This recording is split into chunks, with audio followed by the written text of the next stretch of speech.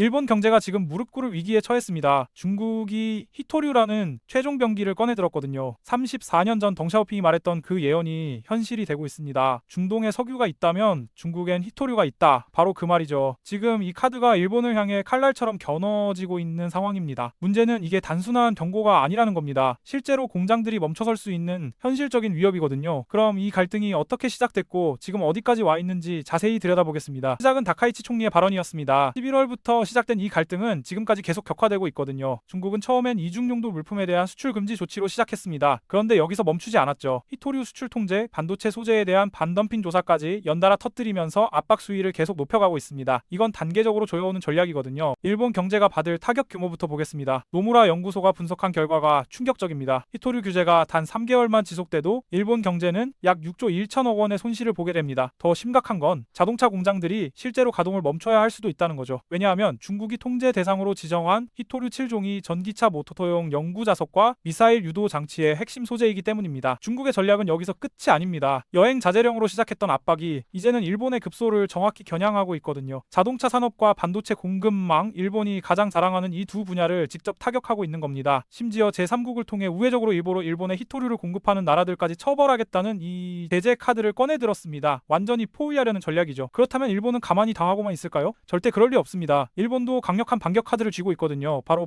포토레지스트입니다. 이게 뭐냐면 반도체 제조에 필수적인 소재인데 일본이 전 세계 시장의 90%를 장악하고 있습니다. 중국이 히토류를 무기화했다면 일본은 포토레지스트로 맞대응할 수 있는 거죠. 일본의 반격 능력을 좀 더 구체적으로 보겠습니다. JSR이라는 회사가 있습니다. 포토레지스트 분야 세계 1위 기업인데 사실상 일본 정부가 소유하고 있는 거나 마찬가지거든요. 이게 왜 중요하냐면 정치적 결정이 내려지면 바로 무기화할 수 있다는 뜻입니다. EUV 포토레지스트와 핵심 세정 장비의 수출을 차단하면 중국 반도체 라인은 즉시 마비됩니다. 대만 언론들도 이 위험성을 경고하고 있습니다. 중국의 SMIC나 화성 반도체가 이 소재들을 구하지 못하면 생산량을 대폭 줄이거나 아예 공장 문을 닫아야 할 수도 있다는 분석이죠. 여기에 더해 일본은 반도체 패키징 소재와 정밀객 장비 시장에서도 최대 98%를 차지하고 있습니다. 이런 압도적인 점유율이 일본의 강력한 보복 수단이 되는 겁니다. 지금 일본 정부는 표면적으로는 사태 파악에 주력하고 있습니다. 하지만 속내는 다르죠. 중국의 압박이 임계점을 넘어서면 2019년 한국에 취했던 것과 비슷한 핵심 소재 수출 규제로 맞대응할 가능성이 매우 높습니다. 그때 우리가 겪었던 그 상황을 중국도 겪게 될 수 있다는 얘기거든요. 결국 양국이 공포의 균형 상태에 들어간 셈입니다. 중국은 히토류로, 일본은 반도체 소재로 서로를 겨냥하고 있죠. 문제는 이 고래 싸움이 길어질수록 아시아 전체의 공급망이 극심한 혼란에 빠진다는 겁니다. 반도체 산업과 자동차 산업이 동시에 타격을 받으면 그 여파는 상상 이상일 수밖에 없거든요. 우리나라는 이 상황에서 안전할까요? 아닙니다. 우리도 히토류 의존도가 상당히 높습니다. 중국이 히토류 공급을 무기화하면 우리 기업들도 부품 수급에 어려움을 겪을 수밖에 없죠. 전기차 배터리, 디스플레이, 반도체 제조에 모두 히토류가 필수적으로 들어가기 때문입니다. 이건 남의 일이 아니라는 겁니다. 다행히 우리 기업들은 선제적으로 움직이고 있습니다. 특정 국가에 대한 자원 의존도를 낮추기 위해 해외 거점 확보에 나서고 있거든요. 동남아시아, 호주, 아프리카 등 여러 지역에서 히토류 광산 지분을 확보하고 있습니다. 단순히 광산만 확보하는 게 아니라 재련 기술 자립에도 사활을 걸고 있죠. 재련 기술이 왜 중요한지 설명하겠습니다. 히토류는 캐내는 것보다 정제하는 게 더 어렵거든요. 중국이 지금까지 이 시장을 장악할 수 있었던 건 광산이 많아서가 아니라 재련 기술이 뛰어났기 때문입니다. 환경 오염 감수하면서까지 대규모로 재련 시설을 운영해왔죠. 그래서 우리도 원광석만 수입하는 게 아니라 직접 재련할 수 있는 능력을 키워야 합니다. 한국 정부도 이 문제를 심각하게 보고 있습니다. 전략 자원 비축 물량을 늘리고 있고 대체 기술 개발에도 예산을 집중 투입하고 있거든요. 히토류를 전혀 사용하지 않거나 사용량을 크게 줄일 수 있는 신소재 개발이 진행 중입니다. 이게 성공하면 중국 의존도를 획기적으로 낮출 수 있죠. 글로벌 공급망 재편이라는 큰 그림에서 봐야 합니다. 이번 중일 갈등은 단순한 양국 간간 분쟁이 아니거든요. 미국과 중국의 패권 경쟁 속에서 자원 무기화가 본격화되고 있다는 신호입니다. 반도체, 배터리, 히토류 등 핵심 소재를 둘러싼 국가 간 경쟁이 앞으로 더 치열해질 거라는 뜻이죠. 일본의 선택도 주목해야 합니다. 지금까지 일본은 중국과의 경제 관계를 상당히 중시해왔습니다. 하지만 안보 문제가 걸리면 경제적 손실을 감수하고서라도 강경하게 나갈 수 있다는 걸 보여주고 있거든요. 2019년 우리한테 수출 규제했을 때처럼 말이죠. 이런 일본의 태도 변화는 동아시아 정세에 큰 영향을 미칠 겁니다. 중국 입장에서도 이번 조치는 양날의 검입니다. 히토류 수출로 얻는 경제적 이익을 포기해야 하고 국제사회에서 신뢰도 떨어질 수 있거든요. 하지만 그럼에도 불구하고 이 카드를 꺼낸 건 정치적 메시지가 그만큼 중요하다는 뜻입니다. 중국이 원하는 건 일본의 굴복이 아니라 미국 주도의 대중 포위망에 참여하지 말라는 경고죠. 우리나라의 전략적 위치가 더 중요해지고 있습니다. 한국은 반도체 강국이면서 동시에 히토류 수요국이거든요. 중국과 일본 양쪽 모두에게 중요한 파트너입니다. 이런 위치를 활용해서 실리를 챙기면서도 어느 한쪽에 과도하게 의존하지 않는 균형 외교가 필요합니다. 쉽지 않은 줄타기지만 하지만 우리의 생존과 직결된 문제죠. 기업들의 대응 전략도 다각화되고 있습니다. 삼성전자와 SK하이닉스는 히토류 사용을 줄이는 신기술 개발에 박차를 가하고 있습니다. LG에너지솔루션은 배터리 소재 공급망을 다변화하고 있고요. 현대자동차는 전기차 모터에 들어가는 히토류 양을 30%에서 40% 줄이는 기술을 이미 적용하기 시작했습니다. 장기적으로 보면 이번 사태가 오히려 기회가 될 수도 있습니다. 자원 무기화에 대한 경각심이 높아지면서 기술 자립도를 높이는 계기가 되고 있거든요. 단기적으로는 고통스럽지만 결과적으로 우리 산업의 체질을 강화하는 효과를 낼 수 있다는 겁니다. 위기를 기회로 만드는 건 결국 우리의 선택에 달려있죠. 국제협력도 강화되고 있습니다. 미국, 일본, 호주가 함께 히토류 공급망 구축에 나서고 있고 유럽연합도 독자적인 자원 확보 전략을 세우고 있습니다. 한국도 이런 국제협력체에 적극적으로 참여하면서 대안을 마련하고 있죠. 중국 의존도를 낮추는 게 전 세계적인 흐름이 되고 있는 겁니다. 결론적으로 중일 간 자원 전쟁은 이제 시작 단계입니다. 양국 모두 물러설 수 없는 상황이고 이 갈등은 당분간 계속될 가능성이 높습니다. 우리는 이 틈에서 살아남아야 하고 나아가 기회를 찾아야 하죠. 공급망 다변화, 기술 자립, 전략적 비축, 국제협력이라는 네 가지 축을 중심으로 대응 전략을 세워야 합니다. 앞으로 몇 달이 고비가 될 겁니다. 일본이 실제로 포토레지스트 카드를 꺼낼지 중국이 히토류 봉쇄를 더 강화할지 지켜봐야 하거든요. 그 과정에서 우리 기업들이 받을 영향도 면밀히 모니터링해야 합니다. 선제적으로 대응하는 기업은 살아남고 안일하게 대처하는 기업은 도태될 수밖에 없는 상황이 펼쳐지고 있습니다. 이 자원 전쟁의 최종 승자는 누가 될까요? 중국도 일본도 아닐 겁니다. 결국 자원 의존도를 낮추고 기술 자립에 성공한 나라가 승자가 될 거거든요. 우리나라가 바로 그 승자가 될 수 있도록 정부와 기업, 연구기관이 모두 힘을 모아야 할 때입니다. 지금 우리가 어떻게 대응하느냐에 따라 10년 후 한국 산업의 운명이 결정될 수 있다는 걸 잊지 말아야 합니다.